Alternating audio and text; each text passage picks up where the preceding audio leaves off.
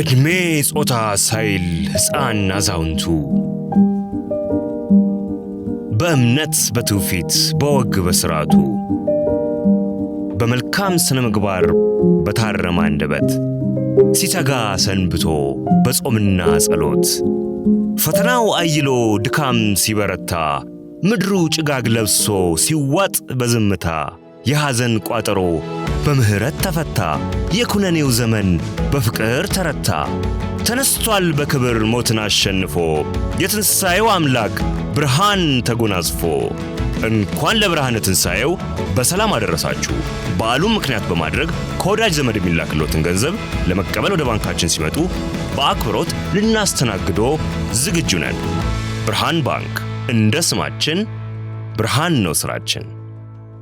ወደ ሌላኛው ጉዳያችን እንለፍ።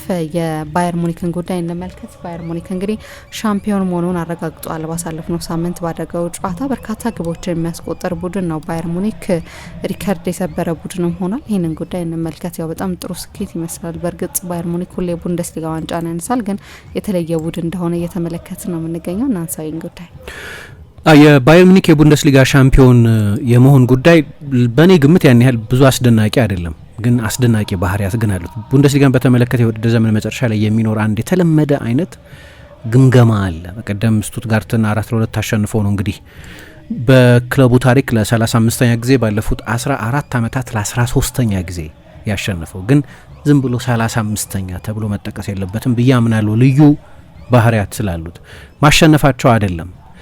ምክንያቱም አሁን ሁለተኛ ስፍራ ላይ ካለው ቦሩሲያ ዶርትሙንድ የ15 ነጥብ ርቀት አላቸው። ከማርች በኋላ አንድ ጨዋታ ብቻ ነው ቡድኑ ያሸነፈው። በርቀት የጀርመን ሀብታሙ ቡድን ነው። በጣም በከፍተኛ ርቀት ከፍ ያለ ፋይናንስ አለ። ስለዚህ ያ ደግሞ ምርጦቹን ተሰጦች ቡድን ውስጥ እንዲያሰባስብ እድል ይሰጠዋል እና ናቹራል ነው ይላሉ ሰዎች። ባለፉት 14 ዓመታት ሌቨርኩዘን 2024 ላይ ጣልቃ ከመግባቱ በስተቀር እሱም በጣም በተለየ ሁኔታ የማይደገም አኖማሊ የሆነ ባየርን ራሱ አድርጎት የማያውቀውን ሲዝኑን በሙሉ ሳይሸነፍ ዋንጫ የወሰደ ኤክሰፕሽናል ቡድን ነበር የሻቢ አሎንሶ ቡድን። ግን ሁልጊዜም ከሌሎቹ በጣም የራቀ በመሆኑ ምክንያት የባየርን ሰዎች ሳይቀሩ ምን ይላሉ? የባየርንን የውድድር ዘመን ለመለካት እውነተኛው መለኪያ በኢንተርናሽናል ውድድሮች ላይ ያለን ስኬት ነው ይላል። ኦነስት ታይትል የሚሉት ቻምፒየንስ ሊጉን። ይሄ አይነቱ አስተያየት ስህተት ያለበት አይመስለኝም። በቅርብ ዓመታት ባየር ሚኒክ የሀገር ውስጥ ውድድር ላይ ዶሚናንት የሆንና ግን እነሱ ሞስት ኦነስት በሚሉት የአውሮፓ ውድድር ላይ ግን ስኬታማ አለበት። ቻምፒየንስ ሊግ ካሸነፈ ከ2020 በኋላ ያለው የአውሮፓ ውድድር ውጤት ጥሩ አይደለም። ልክ ነው፣ ቡንደስሊጋውን ዶሚኔት አድርገዋል። ልክ ነው፣ ሪከርድ ሰባሪ ቁጥሮች አስመዝግበዋል። በጣም አስደናቂ እግር ኳስ ተጫውተዋል። ግን ኦነስት በሚሉት ውድድርም በጣም ጥሩ ነው ቡድኑ። ቻምፒየንስ ሊግ ሴሚ ፋይናል ደርሷል። ስለዚህ ከሌሎቹ ሲዝኖች የተለየ ግምት እንድንሰጠው ያደርገናል ማለት ነው። ለምሳሌ የኒኮ ኮቫች ቡድን ወይ የዩሊያን ናግልስማን ቡድን የቡንደስሊጋ ሻምፒዮኖች ነበሩ 2019ና 2022 ላይ። ግን ወደ አውሮፓ የበለጠ ባየርን ወደሚፈተንበት ውድድር ሲሄዱ ግን በነ ቪያሪያል ተሸንፈው ነው ይወጡ የነበሩት። ኢቭን ባለፈው የውድድር ዘመን በቪንሰንት ኮምፓኒ የመጀመሪያው የውድድር ዘመን የቡንደስሊጋ ሻምፒዮን ነበር። ግን የሱ የማን ማርኪንግ ፕሬሲንግ ጌም ገና መብላላት አንደር ኩክድ ነበር፣ መብሰል ያስፈልገው ነበር። ብዙ ቡድኖች ኢንተርን ጨምሮ በረጃጅም ኳሶች በቀላሉ የሚያልፉት የማንቱማን የፕሬሲንግ አይነት ነበር። ይሄኛው የውድድር ዘመን ግን ሌላ ነው። ስለዚህ ከቡንደስሊጋ ውጤታቸው ባሻገር መታየት ያለበት ጥንካሬ ይሄ ቡድን አለ። ይሄኛው የውድድር ዘመን ለየት ይላል። ቡድኑ የሚጫወትበት የሃይ ሪስክ እግር ኳስ በቡንደስሊጋ ብቻ ሳይሆን በአውሮፓ ደረጃም እየሰራ ነው። ለዚህ ነው የአታላንታ ቤርጋሞ አሰልጣኝ ራፋኤል ፓላዲኖ ልክ ሌላ ስፖርት የሚጫወትን ቡድን እንደ መግጠም ማለት ነው፣ በጨዋታቸው ውስጥ ያለው ርቀት በጣም ያስደንቃል የሚል አስተያየት ሰጥተዋል።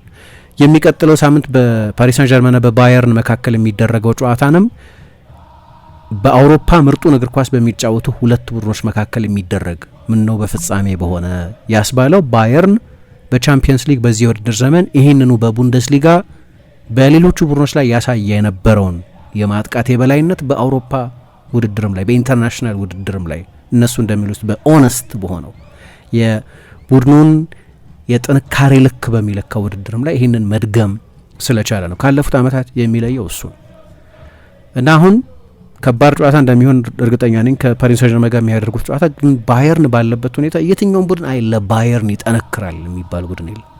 ባየርንም ለማንኛውም ቡድን ስለሚጠነክር በእኔ ግምት በዚህኛው የውድድር ዘመን የአውሮፓን ቤስቱን ፉትቦል የተጫወተው ባየር ሚኒክ ነው እና በቀደም ቆጠብ ባለ ሁኔታ ነው ደስታቸውን የገለጹት። መቼስ በአውሮፓ ሻምፒዮን የሆነ ቡድን ስዊት ካሮላይን የሚባለው ዘፈን ሳይከፈት ስቴዲየም ውስጥ የደስታ ስነ ስርዓቱ አያበቃም። የኔል ዳይመንድ የቆየ ዘፈን ነው፣ ሙዚቃ ነው እና ተጫዋቾቹ በሙሉ ተቆጥበው ነበር። ምክንያቱም በሳምንት ልዩነት በ9 ቀን ርቀት 2 የግማሽ ፍጻሜ ጨዋታዎች አሉባቸው። በዚህ በያዝነው ሳምንት አጋማሽ ለዴፍቢ ፖካል ፍጻሜ ለማለፍ ከባየር ሌቨርኩዘን ጋር የግማሽ ፍጻሜ ጨዋታቸውን ያደርጋሉ። በሚቀጥለው ሳምንት አጋማሽ ሌላ የቻምፒየንስ ሊግ የግማሽ ፍጻሜ ጨዋታ አለባቸው። ፔዤን ያገኛሉ።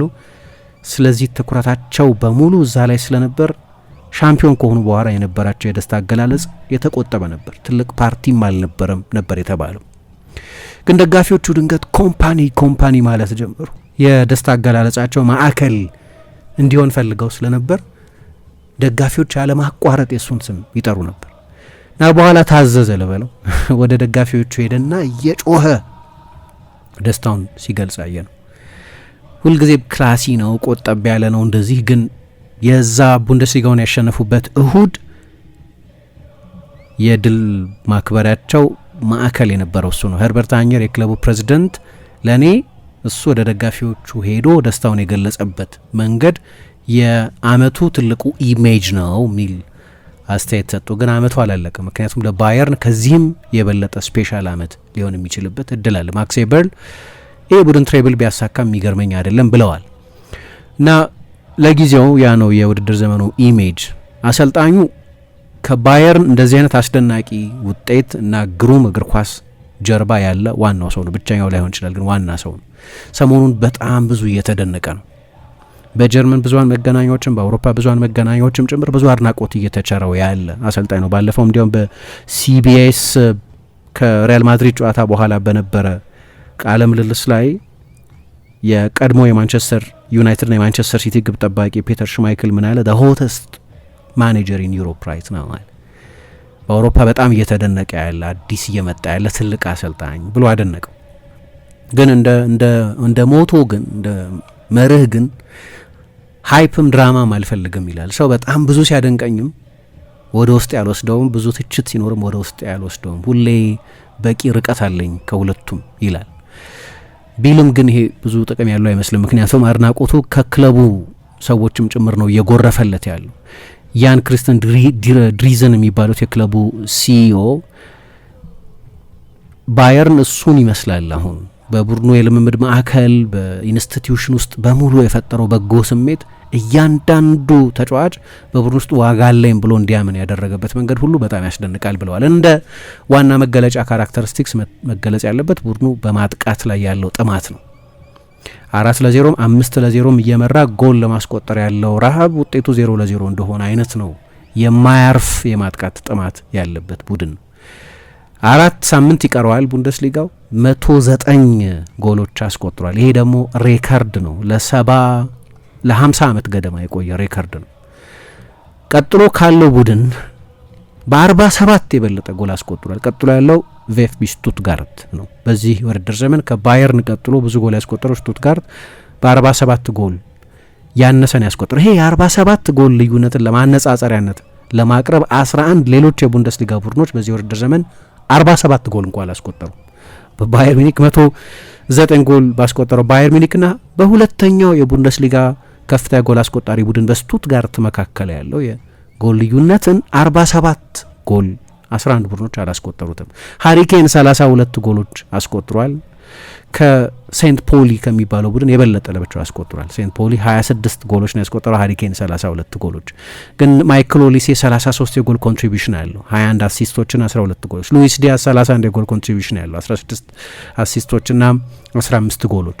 ማርጂኑ በጣም ሰፊ ነው። ሌሎች የባየርን ቡድኖች አድርገውት የማያውቁትን አይነት ሬከርድ ነው ቡድኑ ያስመዘገበው። እሱ ብቻ ሳይሆን እያንዳንዱ የባየር ሚኒክ የአውትፊልድ ተጫዋች ጨዋታ የጀመረ ሁሉ ቢያንስ አንድ ጨዋታ ያደረገ ተጫዋች ሁሉ ጎል አስቆጥሯል። አንድ ተጫዋች ብቻ ነው ጎል ያላስቆጠረው ሳሻ ቦዬ የሚባለው ግን እሱም ባለፈው ጥር በውሰት ወደ ጋላታ ሳራይ ሄዷል።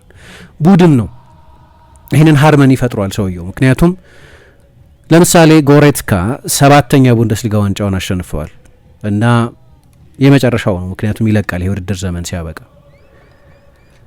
ግን እያንዳንዱ ተጫዋች በቡድን ስብስብ ውስጥ ምን ያህል አስፈላጊ እንደሆነ የምታየው በቻምፒየንስ ሊግ አንድ ጨዋታ ብቻ ነው የጀመረው 10 ምናምን ጨዋታዎች አድርጓል ባየር ሚኒክ ግን 21 የቡንደስሊጋ ጨዋታዎች ጀምሯል። ስኳዱን ነው የሚጠቀመው። እያንዳንዱ ተጫዋች እዚህ ቡድን ውስጥ ሬሌቫንስ አለኝ ብሎ ያምናል። ሌሎች የስኳድ ተጫዋቾች የሚመስሉት ኒኮላ ጃክሰን፣ ሚንጃይ ኪም፣ ራፋኤል ጌሬሮ አይነቶቹም ተጫዋቾች በርካታ የቡንደስሊጋ ጨዋታዎች ጀምረዋል።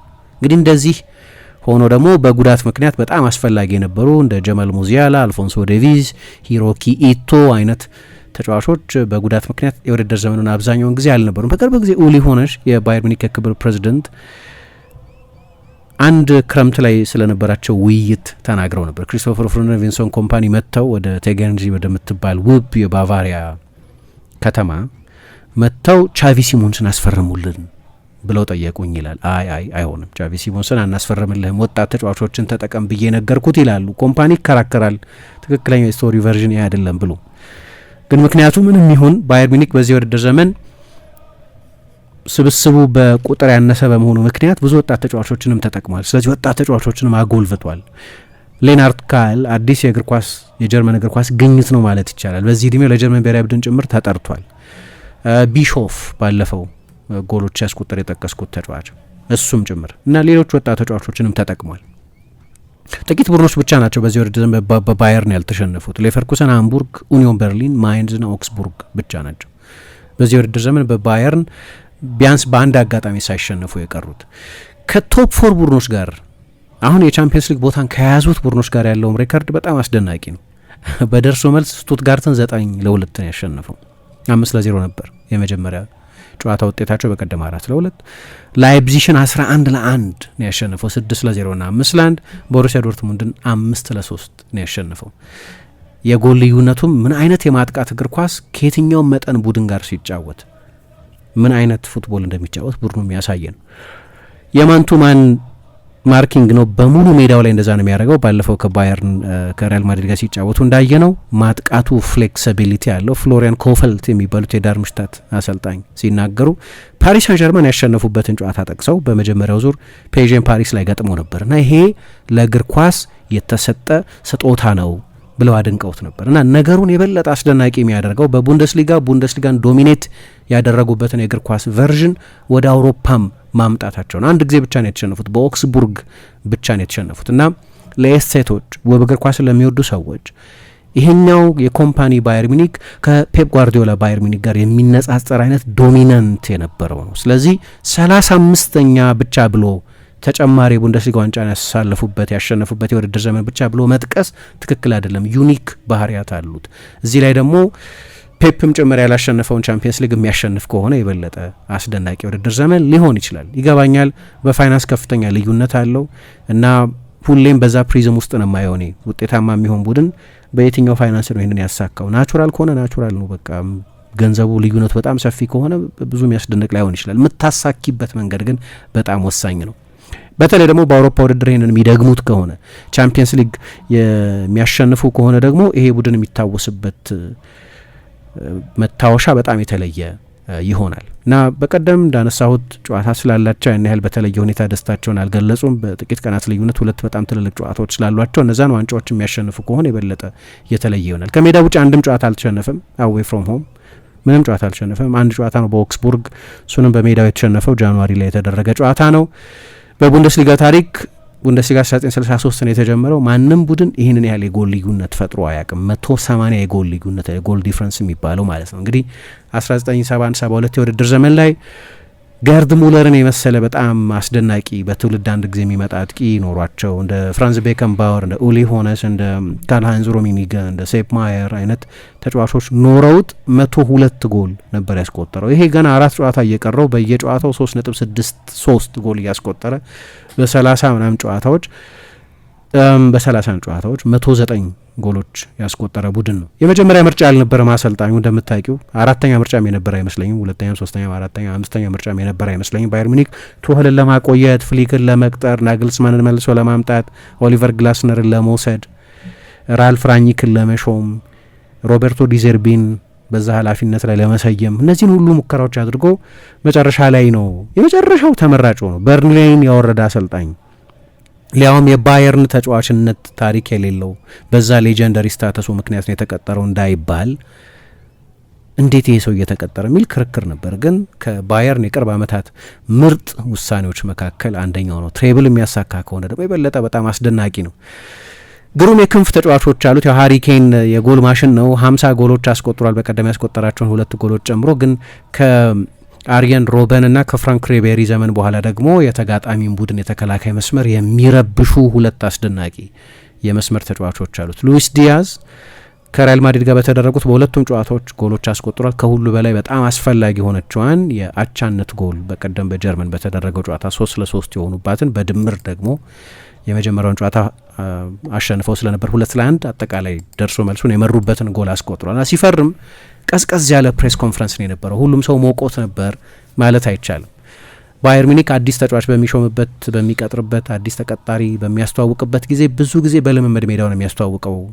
ስቴዲየሙን የሚከፍተው ለተወሰኑ ተጫዋቾች ብቻ ነው። ለምሳሌ ለሃሪ ኬን ወይ ለሳዲዮ ማኔ አይነት በልምምድ ሜዳ ነበር ቀጥሮ የነበረውና የጀርመን ብዙሃን መገናኛዎች ማኔ 2.0 ዲያዝ ማኔ በኤፍሲ ባየርን የገጠመው ነገር ይገጥመው ይሆን? ከሊቨርፑል ነው የመጣው ተጫዋቹ፣ ተመሳሳይ እድሜ ላይ ነው ያሉት። ስለዚህ የሚል ጥርጣሬ ነበር። ማኔና ዲያዝ ሁለቱም ከሊቨርፑል መምጣታቸው ብቻ ሳይሆን የዲያዝንም የበለጠ ጥያቄ አስነስቶ ነበር። ማኔ አቬይለብል ስለሆነ ነው የመጣው። ጥያቄው እሱ ነው። አቬይለብል ነው በቃ እናስፈርመው በሚል ዲያዝ እቅድ ኖሮት ነው ወደ ቡድኑ እንዲመጣ የተደረገው። በቪንሰንት ኮምፓኒ ቡድን ውስጥ የሚኖረው ሚና የታወቀ ነበር። ስለዚህ የዝውውሩ ባህር የተለየ ነው። ግን የበለጠ ጥያቄ አስነስቶ ነበር። ምክንያቱም እንደ እድሜው 28 ዓመት ለሆነ ተጫዋች ከ70-75 ሚሊዮን ዩሮ እንዴት ገንዘብ እናወጣለን የሚል የጀርመን ፍሩጋሊቲ ይባላል። የጀርመን ክለቦች እንደው ዝም ብለው ገንዘብ ቢኖራቸውም እንደ ዋዛ ገንዘብ አያወጡም። የጀርመን ስነ ልቦናም ነው ይሄ እንደ ማህበረሰብ። ከዚህ በፊት አንስቼዋለሁ መሰለኝ። እና ደግሞ ፍሎሪያን ቨትስን ሊቨርፑል ወስዶባቸው ስለነበር እንዴት ሊቨርፑል ለፍሎሪያን ቨትስ የከፈለውን ገንዘብ ግማሽ የ28 ዓመት ተጫዋች በማምጣት ፋይናንስ እናደርጋለን? ሌሮይ ሳኔን ብናቆዩ አይሻልም ወይ? ምንም ተጨማሪ የዝውውር ገንዘብ ሳናወጣ ደሞዙን ብቻ በማሻሻል ዲያዝ ከሌሮይ ሳኔ ምን ያህል ትልቅ ኢምፕሩቭመንት ነው የሚል ጥያቄ ነበር። አሁን ይህንን ጥያቄ የሚያነሳ ሰው የለም በሚገባ ስለመለሳቸው። በቅርብ ጊዜ የተሳሳቱ የዝውውር ውሳኔዎች ነበሩት፣ ግን ከነዛ መካከል አንዱ አይደለም። አሁን በትልቁ የቻምፒየንስ ሊግ ጨዋታ ይህንን አሳይቷል። ብዙ ጎሎች አስቆጥሯል። ማይክል ኦሊሴም እንደዚሁ ከጀርመን ከእንግሊዝ ከክሪስታል ፓላስ በ50 ሚሊዮን ያመጡበት ነው። አሁን እንሸጠው ቢሉ 3 እጥፍ የሚያገኙበት ይመስለኛል። 150 ሚሊዮን የሚሸጥ ይመስለኛል።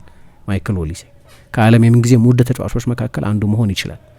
እና ይሄ የባየርን ደጋፊዎች ለረጅም ጊዜ ናፍቋቸው የነበረን የአስደናቂ 2 የክንፍ ተጫዋቾችን ጥምረት እንዲመልሱም አስችሏቸዋል። ፍራንክ ሪቤሪና አሪየን ሮበን ሮቤሪ ይሏቸዋል። ክላሲክ የቀኝና የግራ ክንፍ ጥምረት ነበር።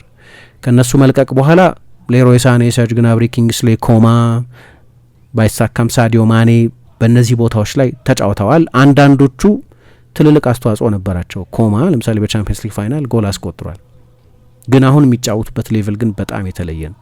ኦሊሴ ከቀኝ ይነሳል እንደ ሮበን ማለት ነው። በቀደም ከሪያል ማድሪድ ጋር በነበረው ጨዋታ ብቻ የሮበን ሹቶች የተቆጠረውን ጎል ጨምሮ በጣም ተመሳሳይ የሆኑ ሙከራዎች አድርጓል። ግን ከሮበን ደግሞ ይለያል። ሬፐርቷ የሚሉት ወይም ፎርቴ ወይ በጨዋታ ውስጥ የፕሌሜኪንግ ችሎታ አለ። ሮበን በቃ ክላሲክ የክንፍ ተጫዋች ነው። ኦሊሴ ግን እንደዛ አይደለም። ለምሳሌ ለፈረንሳይ ብሔራዊ ቡድን የዓለም ዋንጫው ላይ የቀኝ ክንፍ ተጫዋች ሆኖ ይጫወታል ተብሎ የሚጠበቀው ዴምቤሌ እንጂ ኦሊሴ አይደለም። ኦሊሴ የት ይጫወታል? መሀል ላይ የቡድኑ ፕሌሜከር ሆኖ ይጫወታል። ያ የፕሌሜኪንግ ችሎታ ያለው ተጫዋች በመሆኑ ምክንያት ካራክተሪስቲክሱ ለየት ያለ ስለሆነ የአሪየን ሮበን ኮፒካት አይደለም። የራሱ ደግሞ ለየት ያሉ ባህሪያት አሉት። ዲያዝ ጠንካራ የድሪብሊንግ ችሎታ አለው፣ ሪቤሪ የነበረው አይነት ወይ ኮማ በተለይ መጨረሻ አካባቢ ጉዳቶቹ ሲደጋገሙበት ያጣው አይነት 15 የሊግ ጎሎች አስቆጥሯል። ኮማ ከ8 በላይ ጎል አስቆጥሮ አያውቅም። ሳኔ ከ11 ጎል በላይ አስቆጥሮ አያውቅም። በዛ ላይ ደግሞ በጣም ጠንካራ ታታሪ ሰራተኛ ነው። ለመለካት ያስቸግር ይሆናል ግን ከዚህ በፊት ከነበሩት ሌሎች የባየርን የክንፍ ተጫዋቾች የተለየ ነው እና አሁን በዚህ ውድድር ዘመን እነዚህ 3 የማጥቃት ተጫዋቾች ሃሪ ኬንን ጨምሮ 94 ጎሎች አስቆጥረዋል። 94 ጎሎች አስቆጥረዋል። እንግዲህ ያለፈው 25 ዓመት በጣም አስደናቂ የሶስትዮሽ ጥምረቶችን እግር ኳስ አሳይቶናል። አንደኛው ቀዳሚው ሱዋሬዝ ሜሲና ኔይማር የነበሩበት በ2015-16 የውድድር ዘመን 131 ጎል ያስቆጠረው ታሪካዊ የሶስትዮሽ ጥምረት ነው። እነዚህ ተጫዋቾች ሪከርድ ያስደንቀኛል። በ2014-15 የውድድር ዘመን ደግሞ እነዚሁ ተጫዋቾች 122 ጎል አስቆጥረው ነበር። አሁን የቤስት የ3 የማጥቃት ተጫዋቾችን ጥምረት ብታይ በታሪክ አንደኛውም ሁለተኛውም የነዚህ 3 ተጫዋቾች ጥምረት ነው። ሱዋሬስ፣ ሜሲ፣ ኔይማር የነበሩበት። ሶስተኛው 2011-12 የውድድር ዘመን ላይ ሮናልዶ፣ ቤንዜማ እና ኢጓይን የነበሩበት 118 ጎል ያስቆጠሩበት ነው። አራተኛው እንደገና ሜሲ፣ ሱዋሬስ፣ ኔይማር ያሉበት 111 ጎሎች ያስቆጠረው የማጥቃት መስመር ነው። ቀጥሎ የሚመጣው ደግሞ እንደገና የነ ቢቢሲ የሚባለው የሮናልዶ፣ ቤንዜማ፣ ቤል 2014-15 100 ጎል ያስቆጠሩበት ነው እና እዚህ ላይ የሚደርሱ ይመስላል። ቢቢሲ ፌመስ ነው እንደምታውቂው እና በዚያ የውድድር ዘመን 100 ጎል ክርስቲያኖ 61፣ ቤንዜማ 22፣ ቤል 17 ጎሎች አስቆጥረው ማለት ነው። እዚህ ላይ የሚደርሱ ይመስላል። ያው ይሄንን የሚተካከል ሌላ ቁጥር ያላቸው ተጫዋቾች አሉ። 2011-12 ላይ ሜሲ፣ ሳንቼዝ እና ፔድሮ የነበሩበት የባርሴሎና ፍሮንት 3 100 ጎሎች ያስቆጥሮ ነበር። 2008-9 ላይ ሜሲ፣ ኤቶ፣ ኦንሪ የነበሩበት ሜሲ 38፣ ኦንሪ 26፣ ኤቶ 36 ጎል ያስቆጠሩበት ያም ሲዝን ላይ 100 ጎል ነበር ያስቆጠሩት። አሁን እነዚህ 3ቱ ላይ ቢቢሲ ላይ ሜሲ፣ ሳንቼዝ፣ ፔድሮ፣ ሜሲ፣ ኤቶ፣ ኦንሪ ያሉበት ቁጥር ላይ ለመድረስ የሚያስችል ቅርብ ርቀት ላይ ያሉ 94 ጎሎች አስቆጥረዋል። 4 የቡንደስሊጋ ጨዋታዎች ይቀሯቸዋል። ቢያንስ 1 የዴፍፒ ፖካል ሴሚፋይናል አላቸው። ቢያንስ 2 የቻምፒየንስ ሊግ ጨዋታ አላቸው። 6-7 ጨዋታዎች አሏቸው። በዚህ ሁኔታ የሚቀጥሉ ከሆነ የማይታመን ይሆናል እና 51 ጎል ላይ ደርሷል። ሃሪ ኬን 32 የቡንደስሊጋ ጎሎች ነው። በጉዳት ምክንያት የተወሰኑ ጨዋታዎች ባያልፉት ኖሮ ሌቫንዶቭስኪን ሬከርድ ሁሉ ሊያልፈው ይችል ነበር። 41 የቡንደስሊጋ ጎሎች ነው ሌቫንዶቭስኪ ያስቆጠረው። ሊደርስ ይችላል። አሁንም 4 ጨዋታዎች አሏቸው በቡንደስሊጋ፣ ግን በሌሎች ውድድሮች ላይ ስለሚጠመዱ በነዛ ጨዋታዎች ላይ የሚጠቀሙበት አይመስለኝም። ባለፈው በስቱትጋርቱም ጨዋታ ላይ ቀይሮ አስገብቶ ነው ቪንሰንት ኮምፓኒ የተጠቀመበት። የሪያል ማድሪድ ጨዋታ ላይ ፊትነሱ የተሟላ አልነበርም። ከጉዳት መመለሱ ነው። ከእንግሊዝ ብሔራዊ ቡድን ከጉዳት ጋር ነበር የተመለሰው። ስለዚህ እሱም ታሪካዊ የውድድር ዘመን መደነቅ ያለበትን ያህል እየተደነቀ አይመስለኝም። የሆነ አይነት ስስት አለ ሃሪ ኬን በተመለከተ በበቂ መጠን እሱን ማድነቅ አለመፈለግ፣ ግን 3ቱ ተጫዋቾች በጋራ ይህን ያህል ጎሎች አስቆጥረዋል።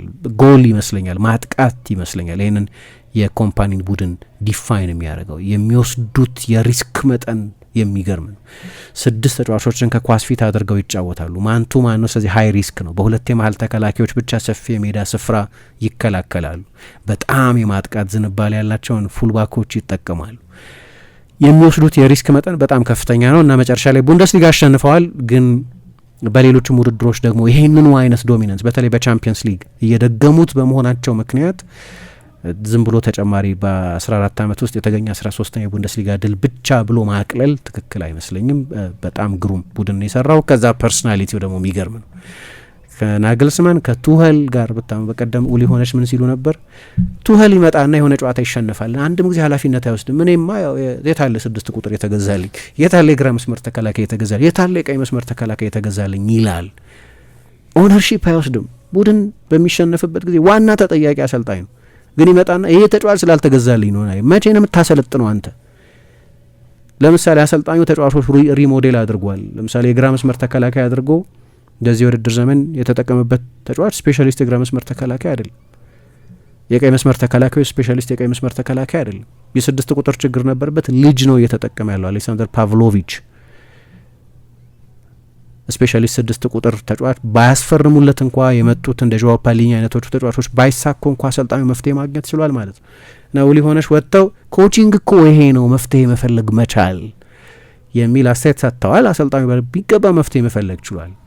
ከዚህ በፊትም ስለ ባየርን ስለ ታክቲካቸው ብዙ ሰፊ ነጥብ እንዳነሳን በአንድ ፕሮግራም አስታውሳለሁ። የባሎንዶር ፖቴንሻል ያላቸው ተጫዋቾች አሉ። ሃሪ ኬን እንደ ማይክል ኦሊሲ አይነቶቹ ተጫዋቾች በተለይ በዓለም ዋንጫ በተለይ በቻምፒየንስ ሊግ የሚቀናቸው ከሆነ የዛሬ 5-6 ወር የምንኖረው በባሎንዶር ኮንቨርሴሽን ውስጥ እነዚህን ተጫዋቾች እየጠራን ነው። እንዲህ አይነት ቡድን ነው የገነባው እና ሻምፒዮን መሆናቸው ይገባቸዋል ብቻ ሳይሆን በጣም አሳማኝ የሆነ ሻምፒዮን በጀርመን አቅሙ ስለበረታ ከሌሎቹ ጋር የማይወዳደር የፋይናንስ አቅም ስላለው ቢባል እናስማማበታለሁ በጣም ግን በኦነስት በሚሉት ውድድርም እየደገሙት ነው። በአውሮፓ ውድድርም እየደገሙት ነው። እድሜ ጾታ ሳይል ሕፃን አዛውንቱ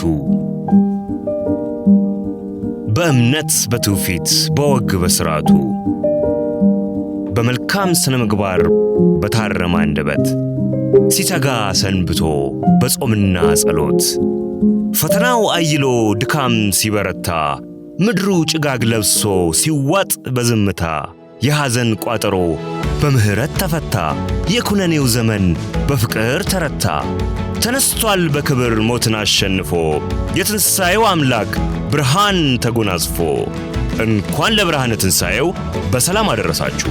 በዓሉን ምክንያት በማድረግ ከወዳጅ ዘመድ የሚላክሎትን ገንዘብ ለመቀበል ወደ ባንካችን ሲመጡ በአክብሮት ልናስተናግዶ ዝግጁ ነን። ብርሃን ባንክ፣ እንደ ስማችን ብርሃን ነው ስራችን።